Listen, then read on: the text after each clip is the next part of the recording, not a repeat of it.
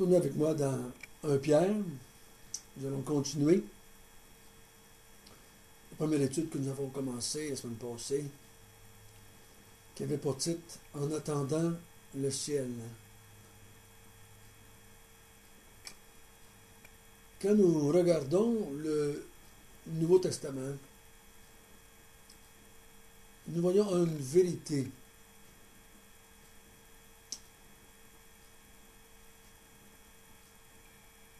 qui m'a été rappelée un jour par un inconverti qui disait qu'il avait lu le Nouveau Testament et qu'il ne voulait pas faire partie du peuple de Dieu, car selon lui, le peuple de Dieu est un peuple qui souffrait. Ils ont lu le Nouveau Testament et on retrouve des gens qui souffrent pour leur foi. Et cela ne m'intéresse pas. Je crois qu'il avait bien vu. Laissez-moi vous lire quelques versets du Nouveau Testament qui illustrent bien le fait que l'Église souffrait. Jésus dit à Paul, pas à Paul, mais à Ananias, « Et je lui montrerai tout ce qu'il doit souffrir pour mon nom. » Donc Paul, dès sa conversion, savait qu'il souffrirait pendant sa vie pour Dieu. Or, si nous sommes enfants, nous sommes aussi héritiers de Dieu, et co-héritiers de Christ, si toutefois nous souffrons avec lui, afin d'être glorifiés avec lui. Jusqu'à cette heure, nous souffrons la faim, la soif, la nudité, nous sommes maltraités, errants.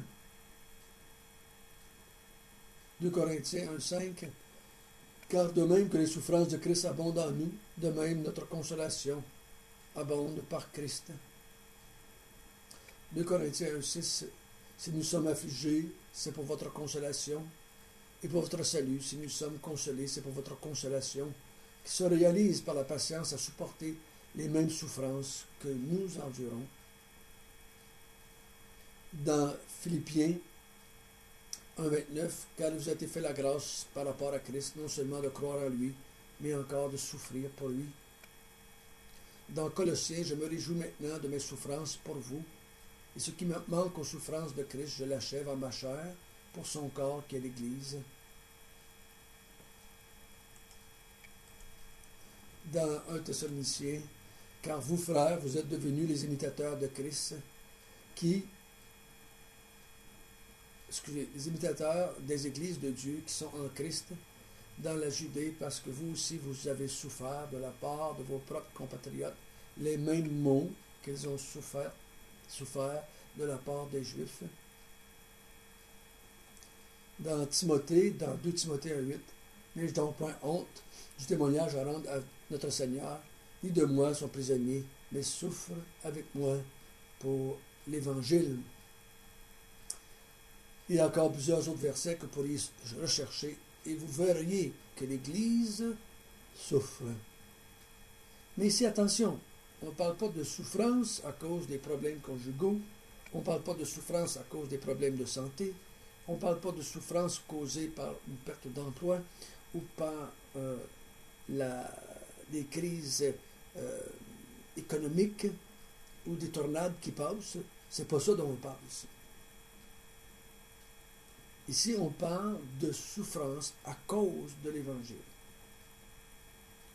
Et on pourrait lire dans Pierre plusieurs versets, des dizaines de versets, où est-ce qu'on parle de souffrance. Pierre s'adresse à un peuple qui souffre pour Jésus, pour l'Évangile.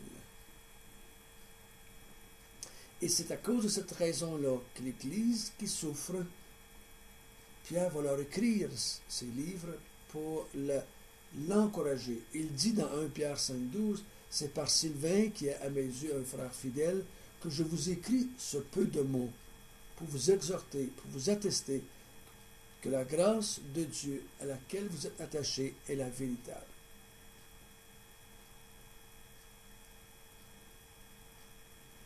Chacun de nous, on a des limites dans la souffrance. Certains d'entre nous supportent plus ou mieux la souffrance physique que d'autres. J'entends souvent dire par des femmes que la femme peut supporter 9 fois plus de souffrance que l'homme, souffrance physique que l'homme. Je ne sais pas si c'est vrai. Je ne sais pas comment est-ce qu'on fait pour mesurer ça. Mais on le dit. Spirituellement, il y en a qui sont capables de supporter plus de souffrance que d'autres. Mais chacun a sa limite. Et quand la souffrance devient trop intense, que faisons-nous? L'Église ici était prête à abandonner.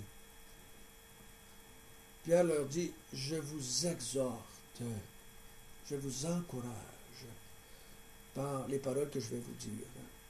Je veux vous attester que c'est la vérité que vous avez entendue. Ici, je crois que les chrétiens à qui Pierre parle se posent la question, avons-nous cru à la bonne chose? Depuis que nous sommes chrétiens, nous souffrons plus qu'avant. Combien de gens se tournent vers Dieu pour enlever leur souffrance? Peu importe la forme de la souffrance. Ils veulent enlever ça. Et quand ça ne part pas, ils s'interrogent. La foi que j'ai, est-ce que c'est de la foi dans la bonne chose? Un jour, j'avais parlé avec ma sœur, la plus vieille de mes sœurs, et j'avais donné un cours en psychologie chrétienne pendant une vingtaine de cassettes. Elles avaient tout écouté. Et elle m'avait dit, François, si je deviens chrétienne, est-ce que Dieu va limiter les souffrances? Est-ce que Dieu va m'aider avec mon mari et mes enfants? Moi, je ne suis pas certain de ça du tout. Ça pourrait être même pire. Parce que peut-être qu'ils vont te rejeter à cause de la foi que tu as en Jésus. Peut-être qu'ils vont se moquer de toi. Peut-être qu'ils vont tous aussi devenir chrétiens. Je ne sais jamais. Mais je ne peux pas te garantir ça. Mais si c'est comme ça, ça ne m'intéresse plus. Elle m'a ordonné mes cassettes et c'était fini.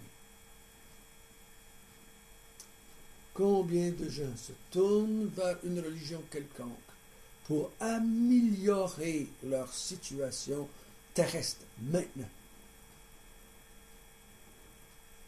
Vous allez voir que Pierre, malgré que l'Église souffre, à cause de l'Évangile, il ne leur donnera pas de méthode pour soulager leur vie. Il va leur donner autre chose afin de les aider à persévérer dans la vérité qu'ils ont reçue. Pour faire cela, il commence du verset 1 à 12, il va leur donner un principe chrétien ou une vérité chrétienne.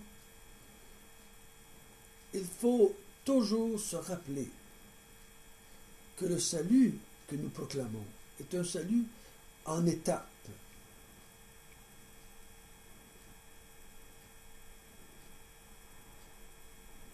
Et il y a 4 étapes qu'on voit ici. La première étape qu'on a vue ensemble, c'était l'élection. Il dit au verset 1,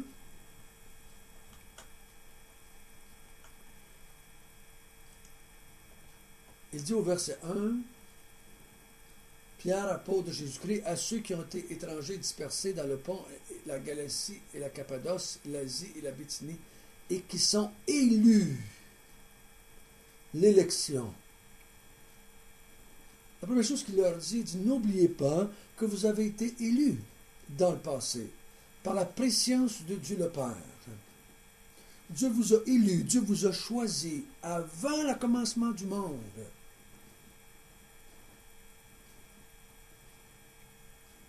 Puis il vous a mis à part des autres, par cet esprit qui est en vous. Ce qui nous met à part du monde, ce n'est pas notre capacité à s'abstenir de trop manger, ou s'abstenir de fumer, ou s'abstenir de voler. Ce qui nous met à part des autres, ce qui nous sanctifie, c'est l'Esprit de Dieu qui habite en nous. Et cet Esprit de Dieu qui habite en nous a rendus obéissants. Et on a vu ensemble, il ne parle pas d'obéissance aux 10 commandements, il parle d'obéissance à l'Évangile, hein, afin que vous participiez à l'aspersion du sang de Jésus-Christ, que la grâce et la paix vous soient données. Donc il dit, l'Esprit de Dieu vous a rendu obéissants à l'Évangile afin que vous soyez participants, que vous participiez au sang de Jésus-Christ. En participant au sang de Jésus-Christ, vous êtes sauvés par ce sang, si je peux dire ainsi. Vous êtes purifiés par ce sang. Vous êtes rachetés par ce sang. N'oubliez pas, vous avez été élus. Combien de fois Jésus a dit, vous ne m'avez pas choisi, je vous ai choisi. Vous ne m'avez pas choisi, ce n'est pas vous qui m'avez choisi, c'est moi qui vous ai choisi. Parce que je vous ai choisi, vous avez répondu oui. Et c'est moi qui vous ai choisi. Donc n'oubliez pas ça. Dieu vous a choisi et vous a sanctifié par l'Esprit de Dieu avec une bonne raison, avec un plan merveilleux. La deuxième chose que nous avons vue, c'est la régénération. La régénération. La deuxième étape.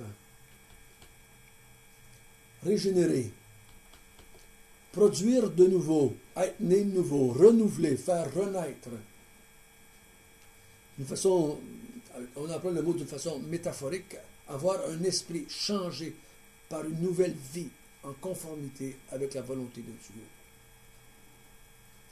Il dit dans le verset 3a, la base de la régénération, dit béni soit Dieu le Père de notre Seigneur Jésus-Christ, qui selon la grande miséricorde nous a régénérés. La base de sa régénération, c'est la miséricorde. Le fait qu'il nous a régénérés n'a pas à voir, premièrement, avec notre capacité de dire oui, mais avec le fait que dans sa miséricorde, il nous a régénérés. Mais il ne nous a pas régénérés pour qu'on ait une vie plus facile, mais pour nous donner une espérance vivante.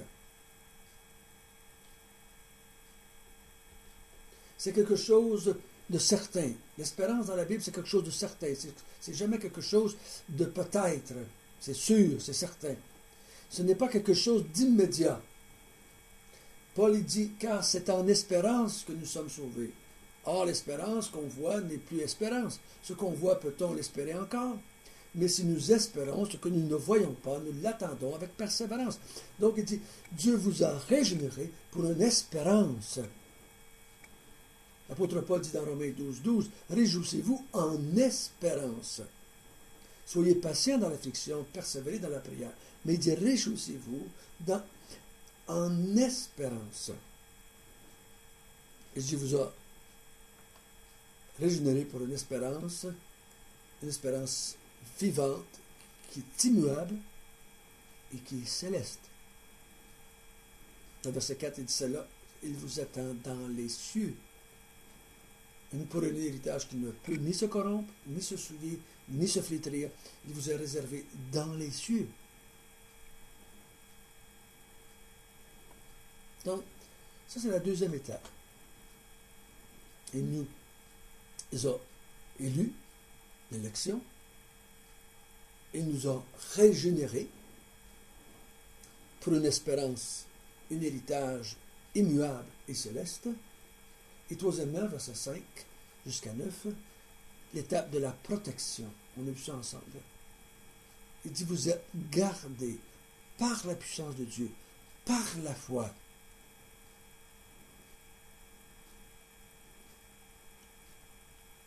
Ce n'est pas nous qui nous gardons. Dieu ne nous donne pas le salut et il nous dit maintenant, organise-toi pour le garder.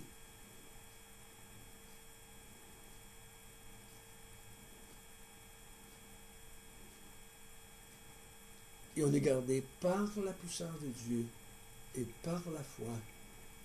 pour le salut qui est prêt à être révélé dans l'éternité.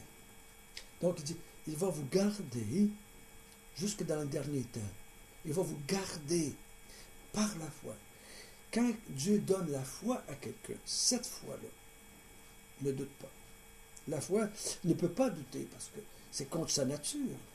C'est comme de dire que le froid peut chauffer. Ça sert comme de dire que le feu refroidit. C'est contraire. La foi, qu'est-ce qu'elle fait? Elle croit. Donc, il nous a donné la foi. Et nous sommes gardés par cette foi-là.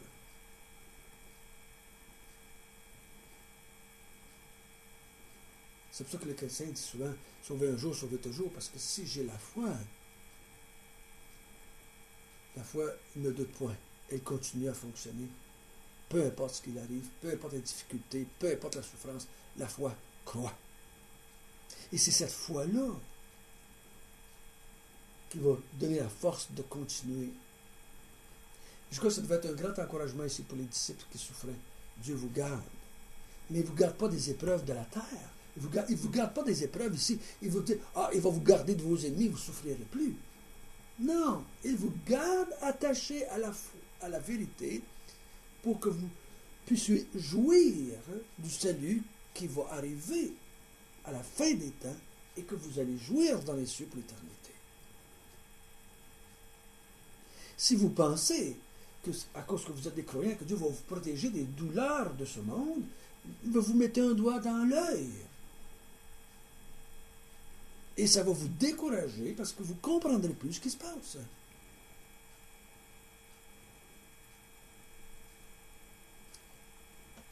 Et nous allons voir la dernière ce soir. Non, je vais reculer un peu. Laissez-moi vous lire quelques versets, parce que les épreuves que nous avons ici-bas, les épreuves qui nous viennent à cause de Jésus-Christ, à cause de l'Évangile. Je ne parle pas de l'épreuve d'avoir un mal au ventre si j'ai trop mangé de pizza. Combien de gens souffrent physiquement à cause qu'ils s'alimentent mal, ils vivent mal. Ils font aucune attention à leur état de santé. Et là, ils souffrent. Et là, ils disent, ils souffrent. Et Dieu les fait souffrir. Dieu les éprouve. Non, ce n'est pas une épreuve. C'est juste une espèce de châtiment, je dirais. Hein? Des hommes et des femmes ne prennent pas soin de travailler leur couple. Ils se souffrent. Ils se divorcent finalement. Et là, ils appellent ça des épreuves. Ce n'est pas des épreuves, c'est des châtiments. Parce qu'on n'a pas mis en pratique les principes de Dieu. Ici, il parle d'épreuves. Les épreuves sont, il dit au verset 6, car il le faut. Il le faut. C'est la même vérité que dans Jacques. Mes frères, regardez comme un sujet de joie complète les diverses épreuves auxquelles vous êtes exposés. Sachant que l'épreuve de votre foi produit la patience, mais il faut que la patience accomplisse parfaitement son œuvre, afin que vous soyez parfaits, accomplis, sans faillir à rien. Jacques parle à des gens qui souffraient aussi, qui étaient dispersés eux autres aussi. Il dit, regardez pas les épreuves comme des ennemis, mais comme des amis. Non pas qu'on doit les provoquer, mais les accepter comme des alliés. Parce qu'il dit, l'épreuve produit la patience, et la patience, la persévérance. Et c'est ça qu'ils ont besoin. Nous, on croit qu'on va persévérer dans la foi si tout va bien. Ce n'est pas cela. Dans Romains, c'est marqué, Romains 5, étant donc justifiés par la foi, nous avons la paix avec Dieu notre Seigneur Jésus-Christ, à qui nous devons d'avoir eu par la foi accès à cette grâce dans laquelle nous demeurons fermes. Et nous nous glorifions dans l'espérance de la gloire de Dieu. Bien plus, nous nous glorifions même des afflictions, sachant que l'affliction produit la persévérance la victoire dans l'épreuve, et cette victoire l'espérance. Or, l'espérance ne trompe point, Parce que l'amour de Dieu est répandu à nos cœurs par l'Esprit Saint qui nous a été donné. Paul dit que l'affliction produit la persévérance, la victoire, l'espérance. Donc, il ne faut pas les regarder comme des épreuves, mais comme des affiliés, des alliés. Au verset 7, l'apôtre Pierre dit « Afin que l'épreuve de votre foi, plus précieuse que l'or périssable, et cependant éprouvée par le feu, ait pour résultat la louange, la gloire et l'honneur lorsque Jésus-Christ apparaîtra. » Donc, cette épreuve de notre foi va produire, si elle passe au travers, si je peux dire ainsi, la louange, la gloire et l'honneur. Pour nous. On va voir ça dans l'autre étape.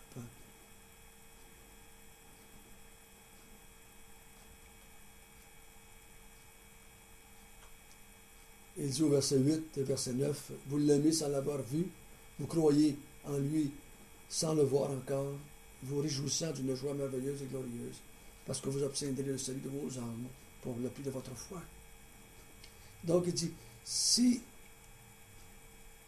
vous traversez cela, si vous continuez cela, si vous marchez par la foi que Dieu vous a donné, cette foi que Dieu vous a donnée, vous allez être dans la joie, même à travers l'épreuve, parce que vous savez que vous obtiendrez le salut de vos âmes pour le prix de votre foi. Ce qui nous donne la capacité de continuer, c'est la foi qu'il nous a accordée. Donc nous sommes gardés par la foi. C'est pour ça qu'il va dire un peu plus loin, résistez-lui, résistez au diable avec une foi ferme. Il y en a qui pensent qu'ils vont résister au diable en s'imposant les mains, en faisant des prières quelconques au nom de Jésus, ils chassent les démons parce qu'ils pensent que c'est comme ça qu'ils vont réussir à vaincre l'ennemi. C'est pas comme ça que Pierre dit ici. Pierre dit, l'ennemi va vous attaquer, c'est un lion rugissant, mais il dit, il va falloir que vous y fassiez face avec une foi ferme.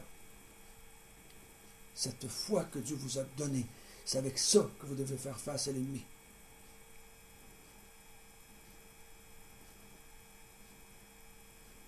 C'est pas avec un paquet de simagrées chrétiens, un paquet de simagrées religieux qu'on va vaincre l'ennemi. C'est avec la foi.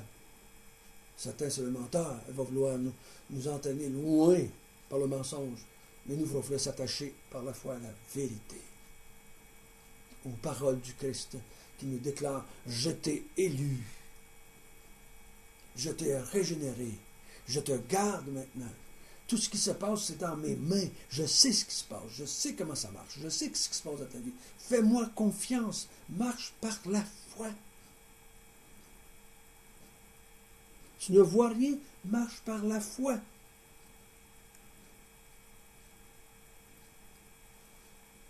Et nous allons voir maintenant la quatrième étape. Versets 10 et 12.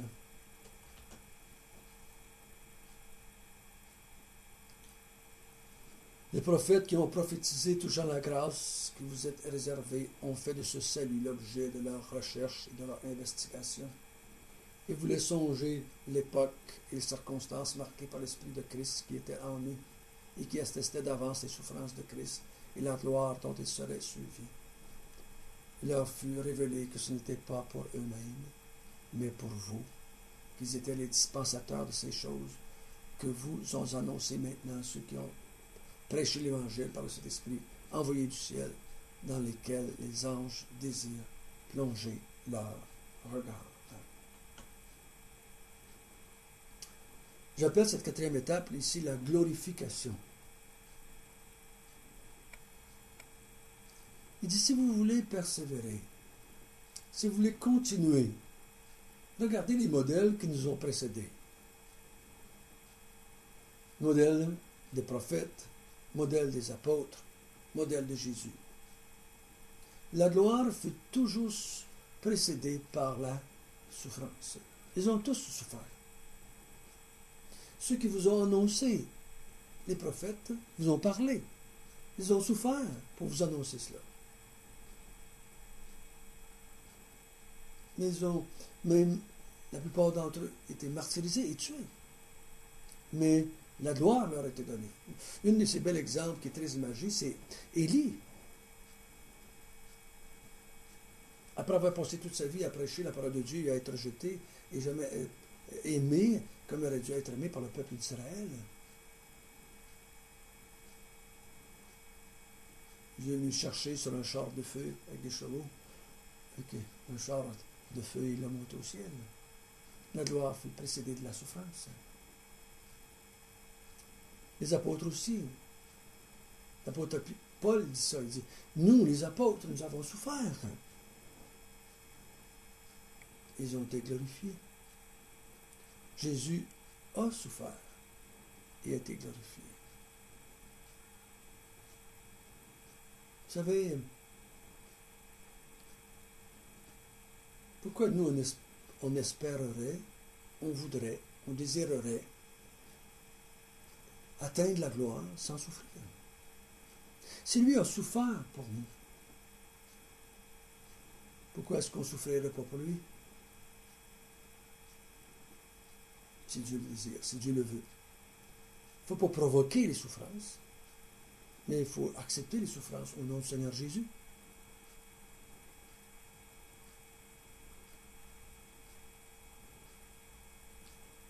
La gloire est précédée des souffrances. Mais c'est quoi la gloire? C'est quoi la gloire? Être glorifié, ça veut dire quoi? Ça veut pas dire qu'on va avoir un super body ou un super corps tout bien musclé, ou on va avoir un corps tout svelte, et on va avoir toute la gang 20 ans, puis on va tout être beau et gentil. C'est pas ça la gloire. La gloire, c'est pas d'arriver au ciel et que Dieu va nous donner un beau genre, une belle grosse maison. Il ne faut pas penser comme ceux qui sont dans l'islam, qui croient que s'ils meurent au nom d'Allah, ils vont avoir 50 vierges et une grosse maison. Être glorifié, c'est d'aller dans la présence de la gloire. Et la gloire, c'est Dieu. Dieu nous amène en sa présence. Nous sommes glorifiés. Quand Jésus a dit « glorifie-moi », ça veut dire « viens me chercher, amène-moi au ciel ». Il dit « glorifie-moi de la gloire que j'avais avant, quand j'étais avec toi ». Être glorifié, c'est être emmené dans la présence de Dieu.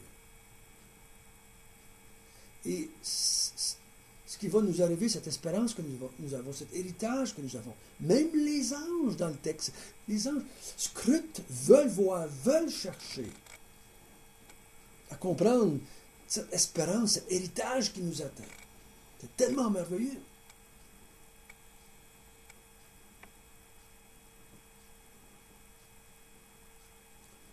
Quand on souffre,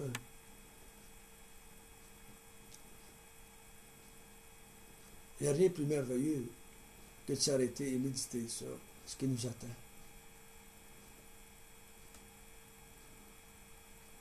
Il n'y a rien de plus encourageant et stimulant que quelqu'un mette une date, une fin à la souffrance. Et c'est donc plus facile à supporter quand nous savons que la fin vient. Si tu souffres aujourd'hui et je te dis, hey, demain, ça va terminer, tu ne souffriras plus. Wow, ça fait encore mal, mais oh, que ça l'aide, n'est-ce pas? Plus je connais la limite ou la fin, plus je sais, je crois qu'il y a une fin à tout cela et qu'après la limite, là, c'est un bonheur total et parfait et céleste. Ça veut dire, ok, j'accepte ça. J'accepte. Laissez-moi terminer avec un passage dans Jacques. Soyez donc patients, frères, jusqu'à l'avènement du Seigneur. Voici le laboureur attend le précieux fruit de la terre, prenant patience à son égard, jusqu'à ce qu'il ait reçu les pluies de la première et de l'arrière-saison. Vous aussi soyez patients, Affermissez vos cœurs, car l'avènement du Seigneur est proche. Ne vous plaignez pas les uns des autres, frères, afin que vous ne soyez pas jugés. Voici le juge est à la porte. Prenez, mes frères, pour modèle de souffrance et de patience les prophètes qui ont parlé au nom du Seigneur. Voici, nous disons, bienheureux ceux qui ont souffert patiemment. Vous avez entendu parler de la patience de Job, vous avez vu la fin que le Seigneur lui accorda, car le Seigneur est plein de miséricorde et de compassion. Que la grâce du Seigneur nous accompagne.